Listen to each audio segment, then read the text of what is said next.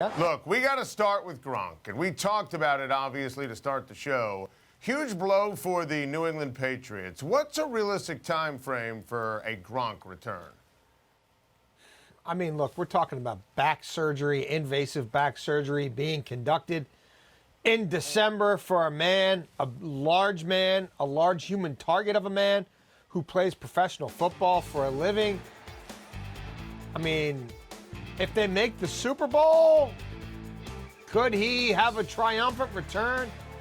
I guess it's not out of the question, but I mean, the reality is when I talk to people in that organization, at this point, they have to deal with the gripping reality that they're probably going to be playing football without Rob Gronkowski for the rest of the season.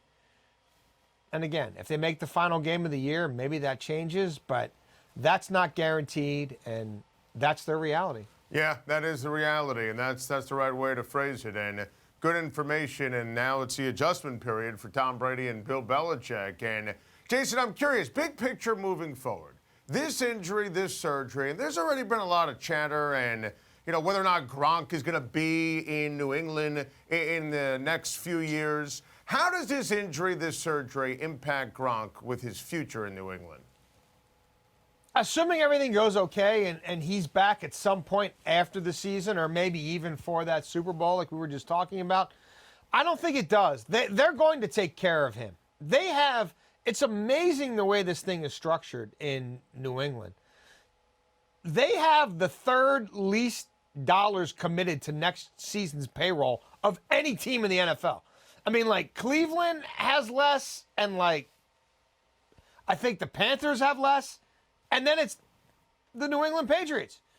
And they don't have that many guys they have to sign because they got rid of Chandler Jones and they got rid of Jamie Collins. So, yeah, they got to take care of Hightower, and maybe they'll take care of Butler, the corner. But they have money at their disposal, and Gronk isn't going anywhere. So I still believe, again, assuming everything goes okay here and he responds well from surgery, and by the time we get to the free agency period and the start of the league year in March, Gronk is okay. I still believe they'll restructure his contract, make him whole, add a few years to that thing, and take care of him. But the most amazing thing about the New England Patriots is there is no windows there. They have a window from now to infinity, right, as long as Tom Brady is still a functional quarterback. And just think about what they're going to get for Garoppolo if they trade him. They might get 2 1s for him. So never sleep on the Patriots. No, truer words have never been spoken, Jason. You're right. Now, Mike Zimmer is not going to be on the sidelines when the Vikings host the Dallas Cowboys tonight. What's the latest, Jay, on his health?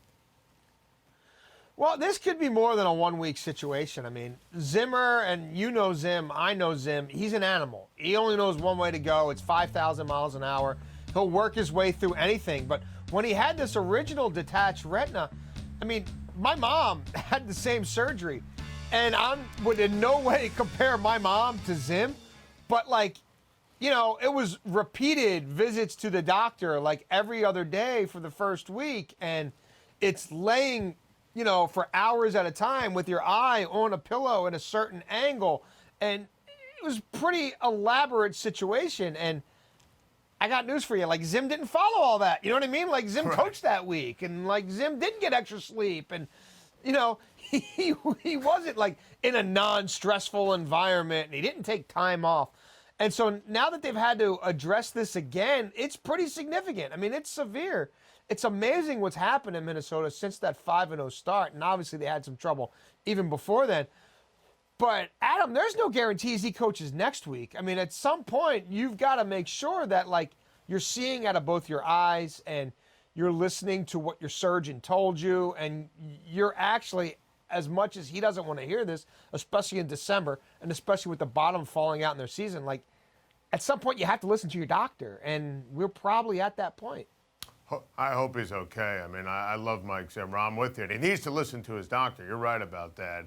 Jason, news out of Chicago today. Jay Cutler placed on injured reserve. He's got that shoulder. What's next for Jay Cutler? Oh, probably a trade for a 6th or 7th round pick. I mean, if they can even get that. He has no future in Chicago, and this is not breaking news. This is not a revelation. This has been in the cards for quite some time. I mean, the reality for Jay Cutler is if Brian Hoyer hadn't broken his arm, Brian Hoyer would have been John Fox's guy. And another news flash, Cutler was ready to play 2 or 3 weeks before Hoyer got hurt in the first place, but they just didn't want to announce it. They didn't want to go through all that stuff, so they slow played that injury. And, you know, I get that, and that's how things are done sometimes. But, yeah, he doesn't have a future in Chicago. Maybe they trade him for, again, a 6 to 7, a bag of balls, whatever, a donut to be named later. And if that doesn't happen, then they'll just cut him. And everybody in the league knows that he's not going to be on their roster next year. They're not going to keep compounding their misery by giving him another $20 million next year to come in and play quarterback. Now, the real question is, who is the next guy there? And you've got a Garoppolo, who's an Illinois guy. You've got a Romo, who's an Illinois guy. Maybe there's a trade to be made there. Maybe there's not. But trust me, the Chicago Bears, the moment the season ends, are in the hunt for their next starting quarterback.